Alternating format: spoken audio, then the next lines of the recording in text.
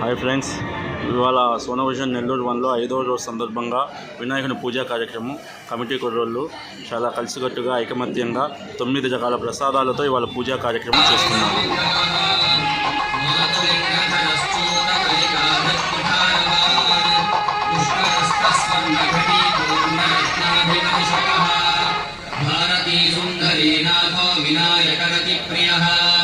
महालक्ष्मी प्रियतमः सिद्धलक्ष्मी मनोरमा रमा रमेश पूर्वान्नो दक्षिण